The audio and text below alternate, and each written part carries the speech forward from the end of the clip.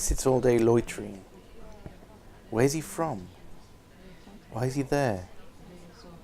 There are many of him about. They've come from far across the Mediterranean Sea, and they've come from Hillary's wars. I've just been reading a book by Diana Johnston, who's a doyen of American journalists. She's in her 80s, and she's just written a fantastic book called Queen of Chaos, which describes Hillary Clinton as almost a psychopath responsible for many of the foreign policy crises of the last 25 years. She voted for Iraq, and she was responsible for the Libya War, which reduced the most successful and prosperous country in Africa to ruins. And it's now run by Islamist governments at war with each other. And Israel, of course, Libya, of course, has been a conduit for the large refugee flows crossing the Mediterranean. She's talked about imposing a no-fly zone on Syria, and with the current situation there, it would almost certainly cause a war with Russia, which would mean the end of our planet, unless Russia backs down. But Diana Johnston goes beyond all these allegations and is very critical about Bill Clinton's presidency in the 90s, which was characterized by the wars in Yugoslavia. Usually these wars are held to have been good wars, that is, America fighting on the good side against a wicked Hitler-type dictator, Slobodan Milosevic. But according to Diana Johnston, who is probably the leading Western expert on the wars in Yugoslavia, Bill and Hillary Clinton, you have to regard it as a sort of dual presidency,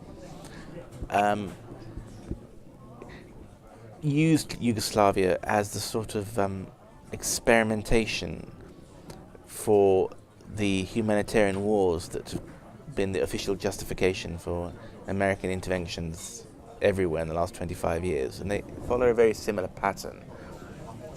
And it starts off with exploiting a minority with some grievances against the majority, and then exaggerating that to the point where this minority are heroic rebels fighting for human rights and are repressed by a wicked government. This government is said to be led by a dictator, even though Slobodan Milosevic's Yugoslavia was just as democratic, if not more so, than Croatia or Bosnia. This dictator is either going to commit a genocide against his own people if he's not stopped, or is going to occupy large parts of his immediate neighborhood and is a threat to the world ultimately. And often the same false World War II parallels are invoked. So, for instance, if you don't stop the Hitler of the Balkans in the case of Yugoslavia, or the Hitler of Africa in the case of Gaddafi, or the Hitler of the Middle East in the case of Milosevic, this man is going to have to be stopped later when he's acquired nuclear weapons or is a threat to the worldwide peace. And what the comparison always drawn to is if Hitler was stopped at Munich in 1938 before he'd started his trail of occupation, then the world would have been saved a world war and everything would have been much better. But of course this is a very simplistic and vulgar reading of history, but it reaches out in an emotional way to the general public, who in democracies have to be convinced. It's sometimes said that democracies use propaganda where dictatorships use violence. So in a democracy, people have to be duped and lied to go along with these bogus wars. So the 1990s was a time when we had all been primed on many years of Holocaust stories, of which the emblem was Schindler's List, many war films. So people had a vulgar understanding of the Holocaust and then a vulgar understanding of Hitler's wars.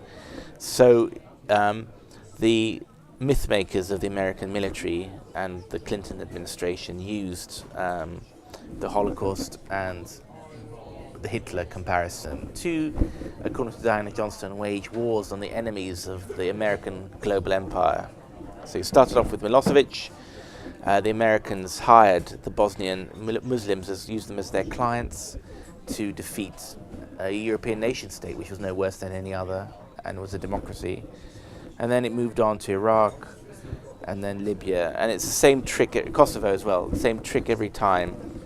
False claims of genocide, false demonization of the leader, American military intervention with no-fly zones, and then replacement of a stable regime with terrorism, basically, and a vast increase in insecurity for the local population. So the ostensible reason is human rights. They've been called the human rights wars.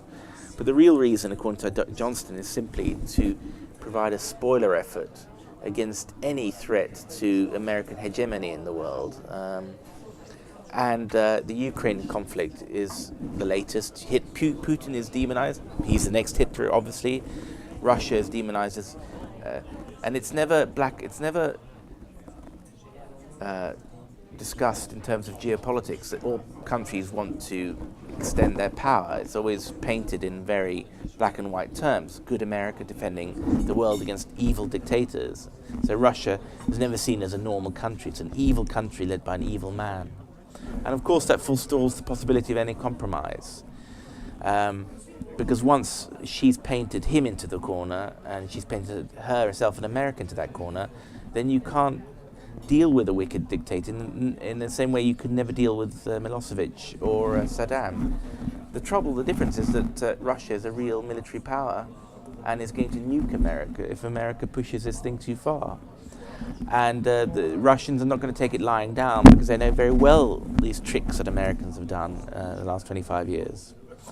And you could say that the ultimate thing is to sustain the American dollar, to sustain the American economy, which is dependent on continued loans from Asian economies. So in a way, America has to prove itself as a strong power. In a way, it's whoring its military to keep up the dollar. It's about oil as well. It's about America's self-belief, and it's about others' belief in America. And the problem with Hillary is that she's a bit stupid. And I think she genuinely believes all this about American exceptionalism, saving the world.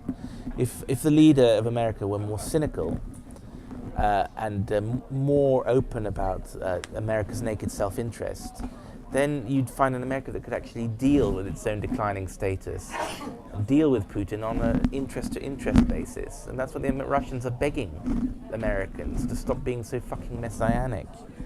And I think Hillary's too old, too female.